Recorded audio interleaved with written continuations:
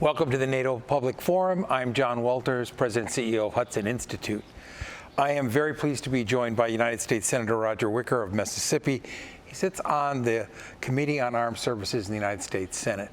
And most of all, I think he has been the author of this report, Peace Through Strength, which is an analysis of the needs of the United States military, how to meet those needs with actual budget numbers.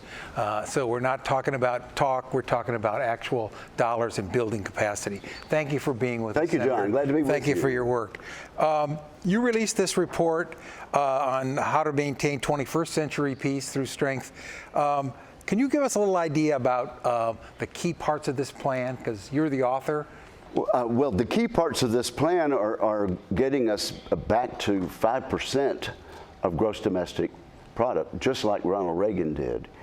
During the Reagan years, we stood the Soviet Union down by saying we're going to be strong enough that nobody's going to take us on. That's called peace through strength. That was Reagan beginning in 1981. So my plan is modern day peace through strength. And really it's based on everything we see in the news, but also the specific testimony that we've gotten from defense leaders and from people who actually are tasked within the Pentagon and within the administration to keep us safe and get the job done.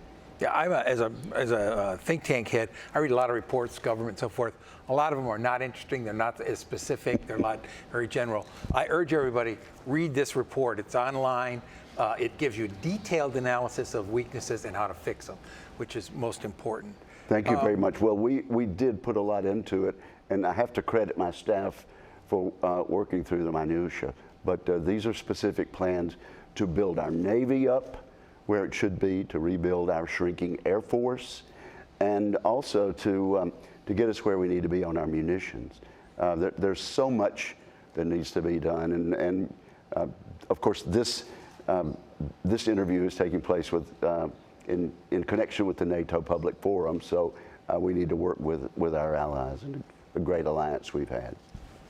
What do you see as the biggest shortfalls, and where do we need to make up deficits? The nice thing about the report, I think, is also it does near-term needs and threats and building a base for longer term.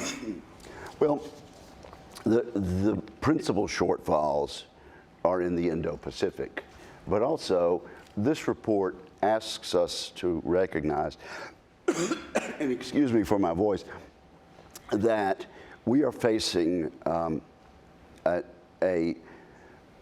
axis of aggression between Russia, China, North Korea, and Iran. And in regard to what we are being challenged by, what's going on in Ukraine, for example, it's Russia on the attack, but there's no question Iran is helping. North Korea is even sending assistance to Russia. And certainly, Xi Jinping is doing everything he can to keep the West tied down in Ukraine so he can continue to build up in the Indo-Pacific. This NATO summit is on the backdrop of burden sharing discussions. Burden sharing and what allies actually owe each other and how they work as allies and not as dependents or protectorates.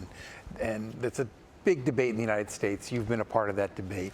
Can you say a little bit about how you think, where we stand? Are we making progress on burden sharing? How do we deal with this? Given the threat environment, it becomes more critical. It is absolutely important, essential, that our NATO allies keep their promise that they made several years ago at a NATO conference that each country would spend at least 2% of their gross domestic product on national defense. Now, at first there were only a handful, really single digits of all the NATO members, and that was indeed troubling.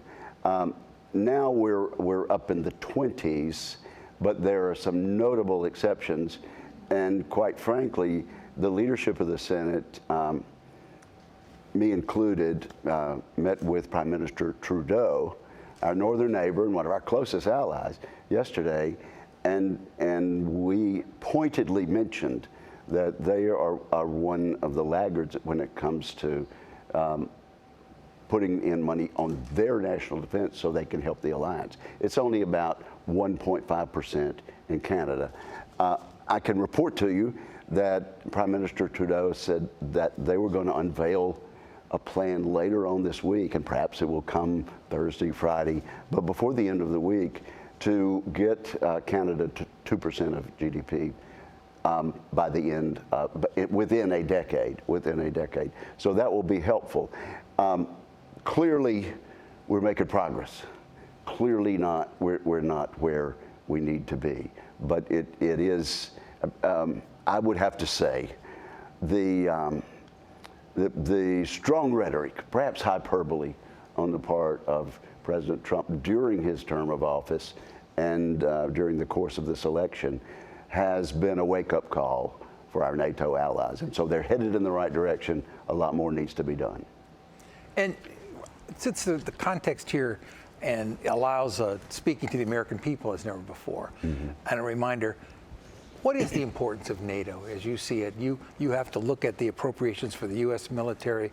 You have to work with our allies, but you see the overall threat situation. When you look at that, how do you tell your constituents what the importance of NATO is?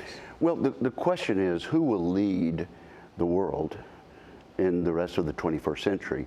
Will it be dictatorships like Iran, Russia, Communist China, North Korea, or will it be the great democracies of the West and people like them, like we're beginning to form alliances with in the Indo-Pacific, Japan, South Korea, the Philippines even, and Australia. So someone is going to lead in the world.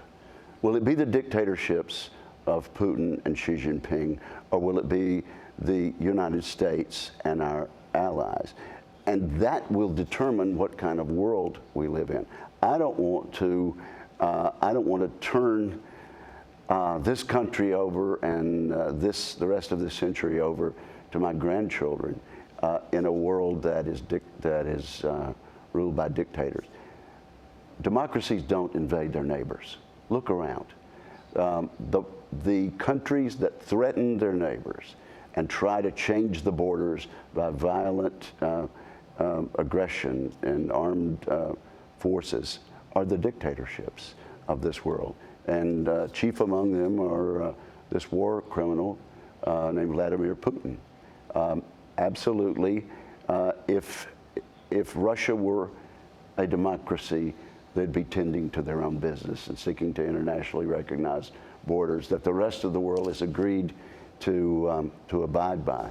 Since we've had NATO, we've had a relatively peaceful Europe, and that has meant a relatively peaceful Atlantic alliance, including the United States and Canada. Yeah, I think people forget that the combined GDP of America and its European allies, when they worry about being swamped by the economic power of China and others, we dwarf them out as far as you can see. We'd have to let them not wreck that. True, except for this. China is increasing their defense spending dramatically, and that's why we have this report. We're getting. We are being overtaken by the dictatorships of this world. They don't have to spend money on school lunches, on social spending, on retirement programs, and we need to be absolutely mindful of what the witnesses in this year, last year, and the year before have told us, and they tell us this is the most dangerous era that we have faced in half a century or more.